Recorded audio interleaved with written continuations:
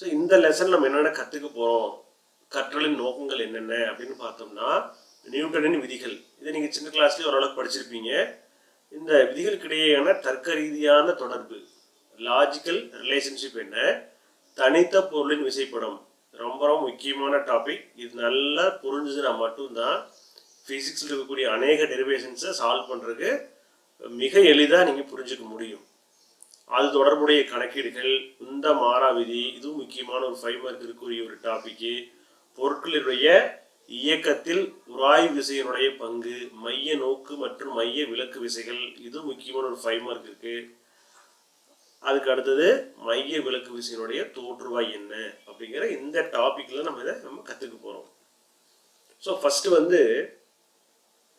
இந்த இயக்க விதிகள் அப்படிங்கிறது எப்படி வந்தது அப்படிங்கிறதுக்கான சின்ன ஒரு இன்ட்ரடக்ஷன். ஸோ இந்த உலகத்தில், இந்த பிரபஞ்சத்தில் ஒவ்வொரு பொருளும் மற்றொரு பொருளோடு கண்டிப்பாக தொடர்புடையதாக தான் இருக்கும் இல்லையா? இப்போ ஒரு செடி இருக்குதுன்னா, செடிக்கு உணவு தயாரிக்கிறதுக்கு சூரிய ஒளி கட்டாயம் தேவை, நீர் வேணும் இல்லையா? அதே மாதிரி பாருங்க, எக்ஸாம்பிள்ஸ் கொஞ்சம் கொடுத்துருக்காங்க புக்கில். மரம், தென்றல். தென்றலுக்கும் மரத்துக்கு என்ன சம்பந்தம்? தென்றல் வேணும்னா கண்டிப்பாக என்ன வேணும்? மரம் அசையணும், அப்போதான் நமக்கு தென்றல் கிடைக்கும். அதே மாதிரி மரம், மண்.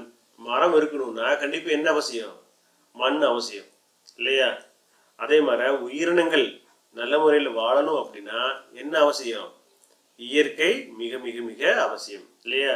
அதனால தான் பிளாஸ்டிக் பயன்பாட்டை குறைக்கணும் அப்படின்னு சொல்லிட்டு இருக்காங்க இல்லையா? காற்று மாசுபாட்டை எந்த அளவுக்கு முடியுமோ அந்த அளவுக்கு குறைக்கணும்னு சொல்லிட்டு இருக்காங்க. அப்போ மனித இனமும் இயற்கையும் நெருங்கிய தொடர்புடையது. மற்ற உயிரினங்களை போல் இல்லாம மனிதனுக்கும் இயற்கைக்கும் இருக்கக்கூடிய தொடர்பு கொஞ்சம் டிஃப்ரெண்ட். எப்படி அப்படின்னா, மனிதன் சிந்திக்கக்கூடிய அறிவுடையவனா இருக்கிறான் இல்லையா? அப்போ அவனுக்குள்ள ஒரு கேள்வி வருது, ஒரு பொருள் இயங்குது, அந்த பொருள் எவ்வாறு இயங்குகின்றன அப்படிங்கிற ஒரு டவுட்டு.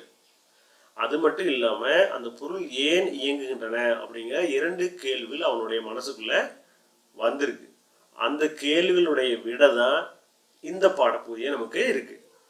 அப்போ நமக்கு எதை பத்தி படிக்க போறோம்? நம்ம சாதாரணமா நம்மை சுற்றி நடக்கக்கூடிய இயற்பியல் நிகழ்வுகளை விதிகளாக உருவாக்கி கொடுத்துருக்காங்க, அதைத்தான் நம்ம படிக்க போறோம். சரியா? சரி, இப்போ ஒரு பொருள் நகருதுன்னா அதுக்கு என்ன காரணமா இருக்க முடியும்? ஒன்று அதை ஏதோ ஒன்று இழுக்கணும் அல்லது தள்ளணும் இல்லையா? ஒரு டேபிள் இப்படி இருக்குது, ஒரு டேபிள் அப்படின்னா இந்த டேபிள் நகருதுன்னு எடுத்துக்கிட்டோம்னா இது எப்படி நகர முடியும்? தானா நகருமா? ஒன்று நம்ம அதை தள்ளணும் அல்லது இதை பிடிச்சி இழுக்கணும். அப்படி இழுக்கும் போது தான் என்ன ஆகும்? அது ஒரு இடத்துல இருந்து மற்றொரு இடத்திற்கு நகர ஆரம்பிக்கும் இல்லையா? இந்த டேபிள் நம்ம ஒரு புக்கை வச்சிட்டோம்னா அந்த புக்கு நகர ஆரம்பிச்சிருமா? தானாவே நகர ஆரம்பிச்சிருமா? ஒரு 5 வருஷத்துக்கு அப்புறம் பார்க்குறோம் அந்த புக்கு அதே இடத்துல இருக்கு போகுது. ஸோ வெளியில் நம்ம ஒரு விசையை கொடுத்து அதை தள்ளுறதோ அல்லது எடுக்கிறதோ பண்ணாத வரைக்கும் இந்த டேபிள் மேலே வச்ச புக் என்ன ஆகாது? நகராது இல்லையா? அப்போ ஏதோ ஒரு விசை செயல்பட்டால் தான் என்ன ஆகுது? நகரும். அதை வச்சு தான் அரிஸ்டாட்டில் அப்படிங்கிற அறிஞர் என்னன்றாரு, விசை தான் இயக்கத்தை ஏற்படுத்துகிறது அப்படின்னு முடிவுக்கு வர்றாரு. இந்த புக்கு நகரணும்னா கண்டிப்பாக என்ன தேவை? விசை தான் தேவை. அப்போ அந்த விசை தான் எதை இயக்கத்தை ஏற்படுத்துங்கிறாரு? இயக்கத்தை ஏற்படுத்துதுன்னு முடிவு சொல்றாரு. ஆனா கலீலியோ இவர் சொன்ன இந்த விஷயத்தை இவர் என்ன பண்றாரு? இல்லை அப்படின்னு மறுக்கிறார். அதாவது ஒரு பொருள் இயங்குறதுக்கு முதல்ல விசை தேவை, தொடர்ந்து இயங்கணும்னா விசை தேவையில்லை அப்படிங்கிறாரு. இப்போ ஒரு பால் இருக்கு, இந்த பால் அப்படியே காத்துல பறக்கணும்னா நம்ம என்ன பண்ணணும்? ஒன்று காலால் உதச்சிருக்கணும் அல்லது கையால் தூக்கி போட்டிருக்கணும் இல்லையா? தூக்கி போடும்போதோ அல்லது உதைக்கும் போதோ ஃபஸ்ட்டு மட்டும்தான் விசையை கொடுக்குறோம். அதுக்கப்புறம் என்ன ஆகுது? தானாகவே போக ஆரம்பிக்குது இல்லையா? அப்போ முதல்ல இயங்குவதற்கு விசை தேவைப்படுது.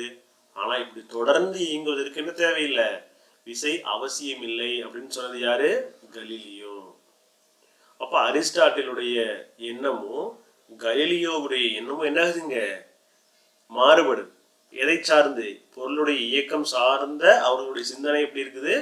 மாறுபட்டு இருக்கு. கலீலியோவுடைய கூற்றை அவர் நிரூபிப்பதற்காக ஒரு சோதனை செய்கிறாரு.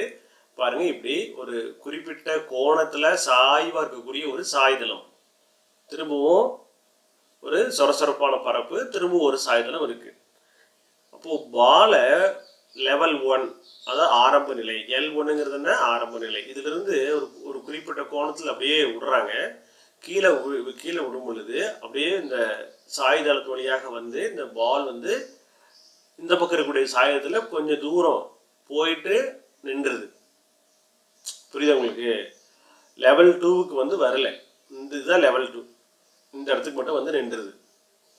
அதுக்கப்புறம் என்ன பண்றாங்க, இந்த சொரசொரப்பான பகுதியை வலுவழுப்பாக்கிடுறாங்க. இப்போ வலுவழுப்பாக்குனதுக்கு அப்புறம் அதே இடத்துல இருந்து அதே பாலை விடுறாங்க. அப்போ வந்து திரும்பவும் எந்த இடத்துல அல்லது எந்த உயரத்துல இருந்து அந்த பொருள் வந்ததோ, அந்த பால் வந்ததோ, அதே உயரத்துல போய் நிக்குது. அதே உயரத்துல வந்து அந்த பால் வந்து நிக்குது. அதுக்கப்புறம் என்ன பண்றாங்க, இந்த பக்கம் இருக்கக்கூடிய கோணத்தை கொஞ்சம் குறைக்கிறாங்க. இது கிட்டத்தட்ட ஒரு 40 டிகிரி இருக்குது அல்லது 45 டிகிரி இருக்குது அப்படின்னா இது ஒரு 30 டிகிரி அல்லது 25 டிகிரி குறைக்கிறாங்க. இப்போ குறைச்சதுக்கு அப்புறம் பார்க்கும்போது திரும்பவும் என்ன ஆகுது, அந்த வலுவழுப்பான பரப்பு வழியாக அதிக தூரத்துக்கு போக ஆரம்பிக்குது. எனக்கு இங்கே சாய்தளமா இருக்குது இல்லையா, அப்போ ஈஸியாக மூவ் ஆக முடியுமில்ல. அப்போ சாய்தளத்துல போகுது, ஆனால் அதே உயரத்துல போய் நின்றுது. 4வது நிலை என்ன பண்றாங்க பாருங்க, இந்த ஃபுல்லா என்ன பண்ணிடுறாங்க, எந்த கோணமே இல்லை, நேரம் நீட்டி விட்டுறாங்க. அப்போ இங்கிருந்து போடக்கூடிய பந்து இந்த வலுவழுப்பான பரப்பா இருக்கிறதுனால அப்போ வலிக்கிட்டு போக முடியல ஈஸியா. அப்போ முடிவில்லா தொலைவுக்கு போயிட்டே இருக்குது. அப்போ இது போய்கிட்டே இருக்குதுன்னா கிடைத்தள திசையில இது கிடைத்தளம் தானே, இது கிடைத்தளம்னா இப்படி போனா கிடைத்தளம், இப்படி நேரா போச்சுன்னா செங்குத்து. புரியுது உங்களுக்கு? இப்படி கிடையா போகிறதுக்கு பேர் என்ன, கிடைத்தள இயக்கம்னு பேரு. இப்போ இந்த கிடைத்தளத்துல எந்த விதமான விஷயம் செயல்படாமலேயே இந்த பால் என்னட்டே இருக்குது, அப்படியே மூவ் ஆகுது. அப்போ தொடர்ச்சியாக இந்த பால் இயங்கிறதுக்கு நம்ம என்ன கொடுக்கல, விசையை தொடர்ச்சியா கொடுத்துக்கிட்டே இல்லை, கொடுக்கவே இல்லை. அப்போதான் வந்து விசை செயல்படாத நிலையிலும் பொருளினால் தொடர்ந்து இயங்க முடியும் அப்படிங்கிற கான்செப்ட் அவரு ப்ரூவ் பண்றாரு. சரியா? அப்போ கலீலியோவுக்கும் அரிஸ்டாட்டிலுக்கும் இருக்கக்கூடிய அந்த எண்ணங்கள் என்ன ஆகுதுங்க, மாறுபட்டு இருக்கு. இப்போ என்ன டிஃப்ரென்ஸ் ரெண்டு பேருக்கு அப்படின்னு பார்த்தீங்க அப்படின்னா, அரிஸ்டாட்டில் வந்து இயக்கத்தோடு விசையை இணைக்கிறார், இயக்கமும் விசையும் ஒன்றிணைந்ததுங்கிறார். ஆனா கலீலியோ வந்து இயக்கத்துக்கும் விசைக்கும் என்ன கிடையாது, சம்மதம் கிடையாது. விசையை கொடுத்து அந்த பொருளை இயங்க வச்சிட்டோம்னா தொடர்ச்சியாக இயங்குவதற்கு என்ன தேவையில்லை, விசை தேவையில்லை அப்படின்னு சொல்றது யாரு, கலீலியோ. ஸோ இந்த கான்செப்ட் உங்களுக்கு தெளிவா புரிஞ்சிருக்குன்னு நினைக்கிறேன் இல்லையா, இந்த டவுட் இல்லையே. ஸோ இதை வச்சுதான் வந்து நமக்கு விதிகள், நியூட்டன் வந்து நமக்கு ஒரு 3 விதமான விதிகளை கொடுத்துருப்பாரு. நம்ம அதை அடுத்த வீடியோவில் பார்க்கலாம். நன்றி.